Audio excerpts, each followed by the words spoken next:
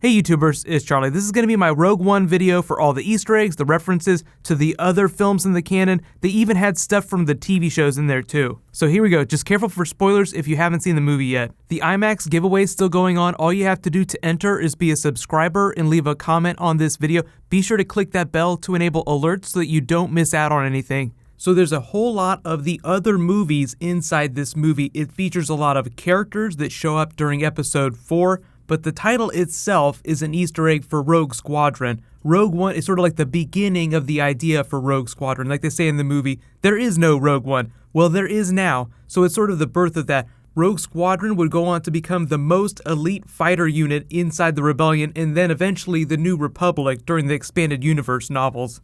The villain Orson Krennic wore a white uniform that's kind of an Easter egg for Grand Admiral Thrawn from the Expanded Universe, but there are other Imperials that wear white uniforms. His special elite troopers, called Death Troopers wearing the black uniforms, are actually an Easter egg from Jedi Knight 2 Jedi Outcast, the video game, where they appeared as Death Troopers for the first time. So there are even Easter eggs for the video games in here, the really old video games too. Mads Mikkelsen's character, named Galen, is also named after Galen Marek, Starkiller from The Force Unleashed. Starkiller was Darth Vader's apprentice, so just all looping it back around.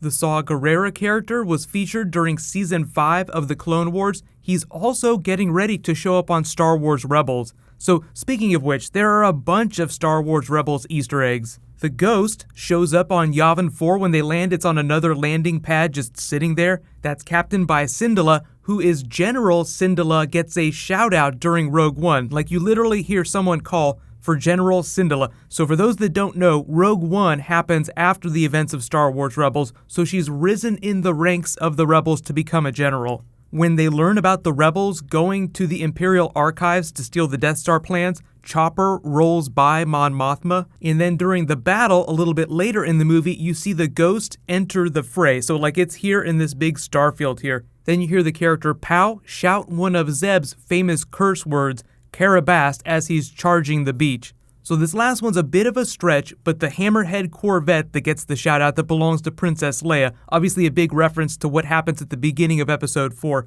but during the events of Star Wars Rebels, they explain how the Rebellion comes into possession of those and how Princess Leia gets one herself. So a whole bunch of Rebels in there. They ended up using a bunch of the animated stuff, even though it's very lightly and kind of in the background. But then you have very big things like Kyber crystals, which actually started out in Splinter of the Mind's Eye, the crystals that most Jedi use inside their lightsabers, being refined and used to power the Death Star laser. So that is why the super laser is green. There was also some abandoned storyline from George Lucas when he was first conceiving of episode 4 that used the Kyber crystal as a sort of MacGuffin, but that storyline was abandoned and it became the Death Star plans. There was the blue milk at the beginning of the film, sort of like Luke Skywalker's beginning, living with Aunt Beru and Uncle Owen before things went sideways and the Imperials came. Didn't quite end with the charred skeletons that they did in episode 4. But you may have noticed that Mon Mothma, the actress that played her, was the same one who played her during Revenge of the Sith. It was actually a deleted scene, so you might not have actually seen it in the movie if you didn't have the DVD, but it's another one of those Obi-Wan Kenobi, Ewan McGregor situations whereby an actor plays a younger version of a character. They get a little bit older in real life, but the characters themselves are also aged up in these new movies. So in real life, she becomes a more age-appropriate Mon Mothma for the time period of this movie. You may have recognized Barristan Selmy from Game of Thrones. There were a lot of familiar faces from genre TV, but he was playing General Jan Dodonna, who was a very big figure during episode 4. Then of course you all recognize Jimmy Smits as Bail Organa coming back from the prequels. So he made a number of references to other people as he was leaving to go back to Alderaan. Too bad we know how that ends. But he talks about trusting someone with his life. He's talking about his daughter, Princess Leia, who they brought back just like Grand Moff Tarkin with digital reproduction. In the Jedi that he was going to contact was Obi-Wan Kenobi in hiding on Tatooine waiting for Luke Skywalker to come of age. Things were happening pretty quickly at the end of the film, so if you didn't pick up on it, they were like literally taking the plans to Princess Leia, just barely got there as Darth Vader was slicing them down, and as they're pulling away from the wreckage, he chases them down in the opening moments of episode 4. So effectively, what you could do, the way this is designed, is that you could make a supercut by just jamming Rogue One in Episode 4 together, and there'd be a seamless transition between the end of that movie and the beginning of Episode 4. Who could forget Walrus Man? Jyn actually bumps into Dr. Cornelius and Walrus Man, who are just as big of assholes before he runs into Obi-Wan Kenobi in the cantina, and they both get themselves killed. So there were a ton of people in this movie that showed up right before you knew they were getting ready to die during Episode 4.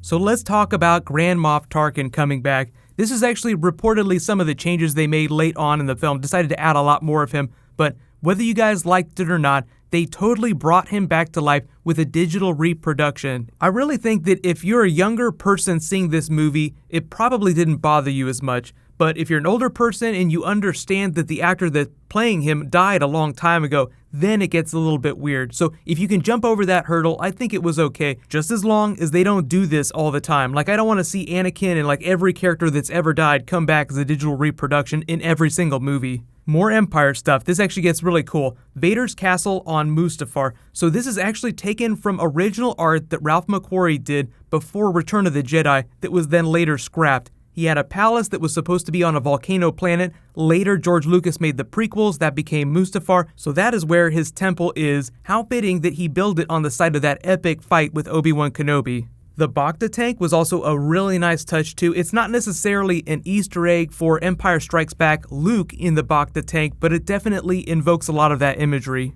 The temple that Donnie Yen and the other people were supposed to be guarding before the Wills all went away or were killed is actually a reference to the wills that George Lucas originally wrote into his first Star Wars treatment. It was originally called The Adventures of Luke Starkiller as taken from the Journals of the Wills. So nice, real big deep cut for original George Lucas stuff. They do that a lot. They'll try to include little Easter eggs from things that George Lucas cut out a long time ago, from his original scripts or from original Ralph McQuarrie art like Darth Vader's palace. There were all kinds of verbal references to jokes from other people in the Star Wars franchise, like K2SO making the joke about the odds of him being shot with her blaster. They're high, very high. And then we have to talk about all those names that Jyn read off when they were looking for the Stardust plans in the archive. So she's scrolling down a bunch of random names for plans of buildings and projects and finally says Black Saber. There was a giant group of people in my theater that screamed when they said that name. People were like, are they talking about the Darksaber? What's going on here? Is this something that's going to come back into the canon? Because there is no such thing as Black Saber in the Star Wars universe right now. So that's really just them teasing something coming. They could have been talking about Darth Vader's Super Star Destroyer, the Executor, but that's probably not it. It's probably just something else that they're throwing out there that they can pick up and run with in the new films. So the Darksaber is a black-bladed lightsaber that was constructed during the Old Republic era, then was stolen by Mandalorians and appeared during the Clone Wars episodes when Obi-Wan Kenobi was on Mandalore. Later it passed into the possession of Darth Maul, who then brought it back on Star Wars Rebels recently in a recent episode. So the Darksaber has made it full circle. So just remember, that archive is an archive of all the giant buildings and big construction projects that the Empire is building. So whatever Black Saber is, it's some giant project. So there was a book in the expanded universe called Darksaber that was basically like a smaller version of the Death Star. It was mostly just the super laser with like very little construction around it. So it was built to look like a giant lightsaber. But you guys can let me know, what were your favorite Easter eggs that you spotted during Rogue One, and what do you think that Black Saber is a reference to? If there were any Easter eggs you guys spotted that I did not include in the video, just write them below in the comments. There were thousands of visual things, really small behind-the-scenes details that we probably won't find out about till we watch the film like a billion more times. I'm still going to be doing a bunch of Star Wars stuff in the next couple of weeks, but I'm going to wait to do some more of the spoilery stuff till next week after everybody gets a chance to see the movie. I'll talk about Darth Vader anthology films and why there's probably not going to be one. Really, it stems from the idea of scarcity. Like, there were a couple Darth Vader lines in the movie that I felt like were weird. He's better when he's not talking and just being super menacing. Like that end fight when he's just slashing them all down. No words, just going to town.